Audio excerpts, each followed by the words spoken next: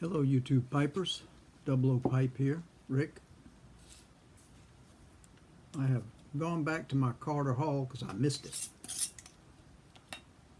So I'm going to load up a pipe here.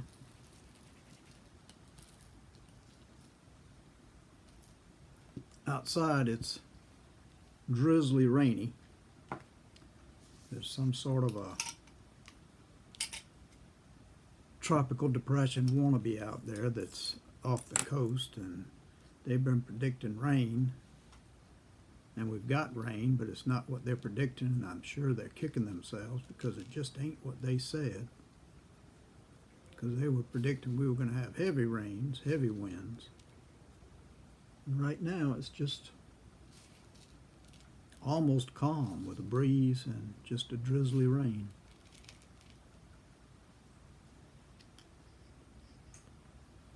So I think the only really big hurricane they talked about that came through here and did more damage than we'd ever seen, and we didn't really pay much attention to the weather reports up until then, and that was Hurricane Hugo. That came through in 1989 and just absolutely wiped out half of the area around here.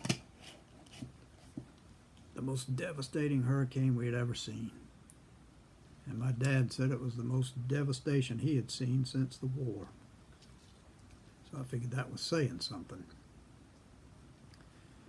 But the sun's behind the clouds, and whatever's off the coast is just giving us just a little bit, and I'm hoping that's just the way it's going to stay, because it won't flood with this rain.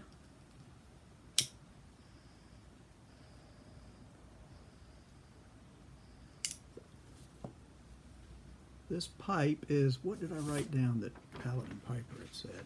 Is a Morel Mackenzie, and I thought I would give it a try. It's about the right size. Like I say, I like those stems, saddle stems I think they're called. I'm not sure what the bowl would be called, but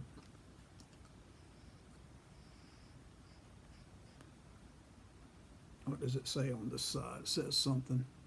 Century-old imported briar.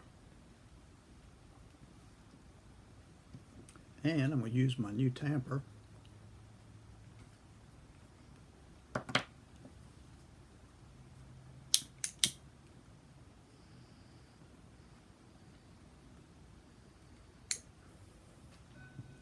Can't believe I went right back to my Carter Hall, but I kind of enjoy it.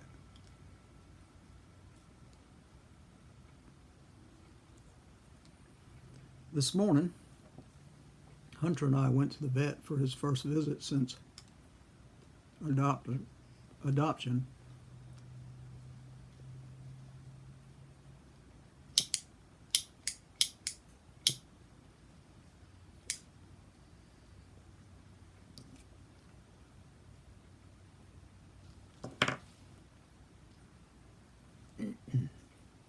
They told me he was healthy. I guess he would be if whenever I picked him up or whenever they had him at Pet Helpers. He was about 75 pounds, and he wouldn't get in the car this morning, so I had to lift him into it. And I knew he had gained some because I could barely lift him. I'm an old codger. I can't lift stuff like I used to could. Got him there, and they said he weighed 100 and something pounds. So it's no wonder that I had a problem getting him out of the car. He did not want to go, so I had to pick him up bodily, and Lordy, he was heavy. But anyway, they said he was healthy. I said, well, why is he shedding so much? And they said, German Shepherds shed a lot. And I said, well, I had 2 Akitas, and I don't remember them shedding this much, but they said he was okay. Some anxiety might be adding to the shedding as well. So they gave me heartworm medicine because he had been treated for heartworms because he was heartworm positive whenever he was at Pet Helpers. And he went through his last treatment on that about a month ago.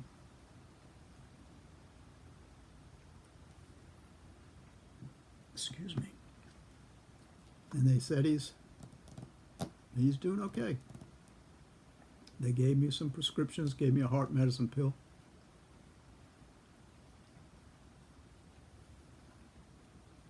And some medicine for his anxiety. He did jump into the car when we got outside so I guess he was ready to leave there in a hurry. He didn't bother to let me pick him up. He just jumped in. And we got home, came inside, and to show him that I was proud of him for being so good over at the vet's, because he was just a little scared, but he did try to jump through the window of the dog, which surprised me. Anyway, I got him home, went to the fridge to get him a treat, walked over to him and held it out to him, and he just turned his head. A treat that he has always eaten, he just turned his head like, go away, I'm mad at you.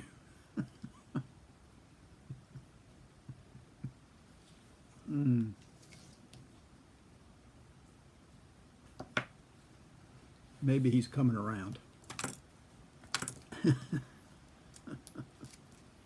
But I was glad to hear that he was okay.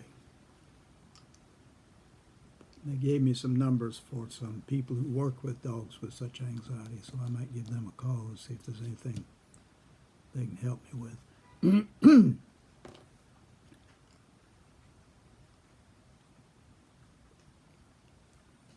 Anyway, I remembered a short little thing about Clyde and me way back when. We live over there, close to the 16th fairway on Municipal Golf Course. And right next to the green, they had this little pond that was surrounded by trees. And there was a little house there. I don't know what the house was. Must have had a pump or something in it. But this little pond, the water to me looked stagnant. They had boards across. It was about an inch below the surface, boards across that some of the kids used to walk on. They were kind of covered with a green, slimy such. Looked like you could slip on it if you weren't too careful. But we went over and down. We got to the side, and Clyde said, "Look at there." And I said, "What is it?" He says, "Tadpoles, little tadpoles, little black things with little tails that squiggle along, look like little fat round things with a tail that went like that, like that." And I said, "Wow." He said, "You know what they do, don't you?" I said, "What?" He said, "They eat their tails. And they become, and they turn, and what they eat turns into legs, and they turn into frogs." I said, "No, that ain't true." He said, "Yeah." I said, "There's no way he could eat his tail." He said, "What do you mean?" I said, "He's got no hands. He can't turn around. His tail's behind him. How's he going to grab that tail and eat it?" He said, "Neff, it's called absorption." I said, "Okay, what is that?" He said, it just goes into the body of its own accord and turns into legs." I said, "Where you learn stuff like that?" He said, "School." I said, "When am I going to learn stuff like that?" He said, "When you get to be my age." I said, "When that going to be?" He said, "Don't worry, you'll get to be my age one day. You maybe get to be as smart as I am." I said, "I sure hope so."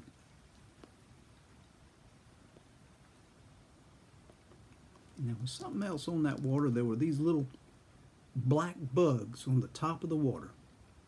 They would just skim along the water, leaving little tiny wakes. He said, "See that?" I said, "Uh-huh." He said, "They run across the water and their little feet don't get wet." I said, "Nuh-uh." He said, "Yeah, if they had hands, they could pull up their little beetle houses and run across on two legs." I said, "Boy, you smart." He said, "I know it." I said, I'll be glad when I get to that age when I can learn stuff like you." He said, "You'll get there. You'll get there." And he said, "Oh." He said, "Look over there." I said, "What am I looking for?" He said, "Look over there. You see that? Two eyes over there?" I looked as hard as I could, and it looked like there was a log over there with two eyes on it. I said, "What about it?" He said, "That's an alligator." I said, "What? Alligator? Ain't no alligators in here." He said, "Yeah, that's an alligator." He said, we might should go. I said, "Why is that?" He said, "Because they love to eat kids like you, little boys."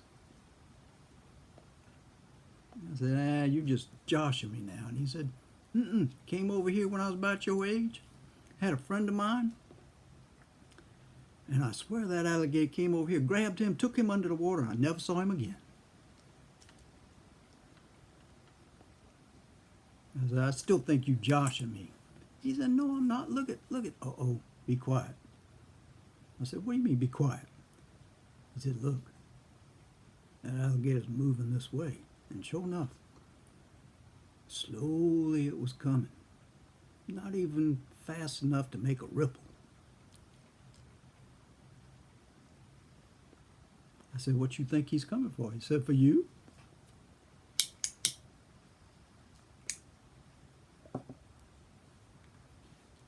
"For me?" He said, "Yeah. Keep an eye out. We're going to have to run if he gets too close." So I watched, turned around and looked real hard over there.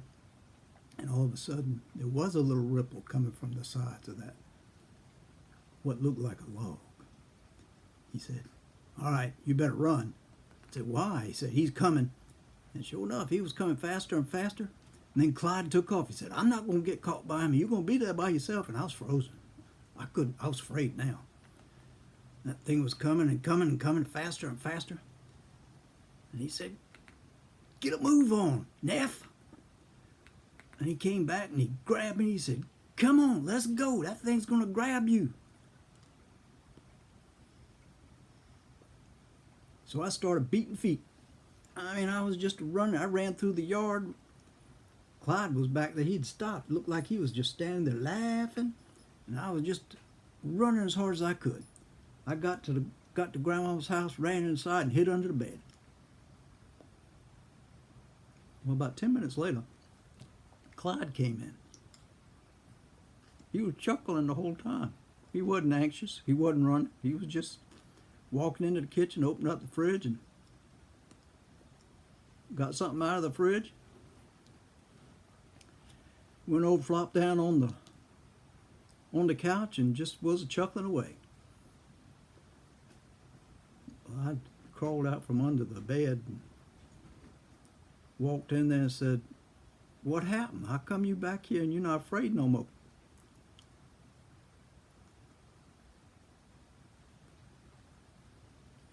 He said, "I just fooled you. That wasn't no alligator."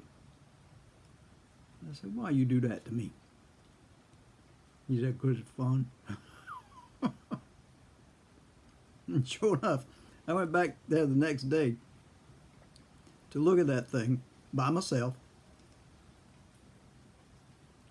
And there at the edge of the water was a long string that had just been tossed down at the edge. And it was attached to this log that was shaped something like an alligator. And in a crack, there were 2 cat's eye marbles. He had done that on purpose.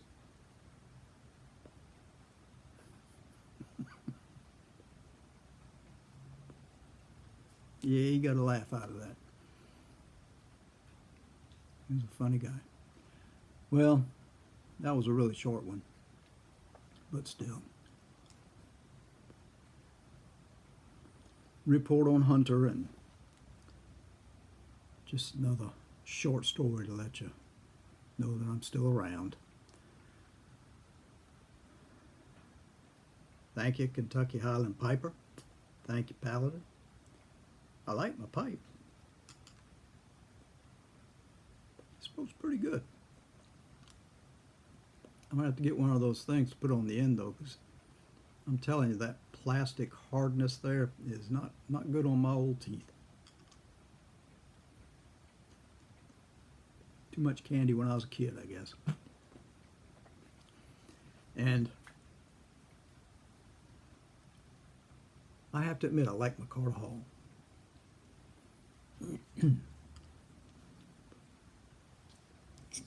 My tamper works good.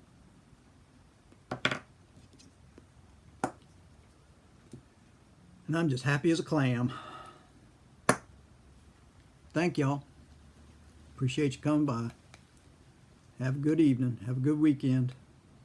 I hope it's clear where you guys are and you can enjoy your long weekend. And for me, I'll have to say God bless until the next time.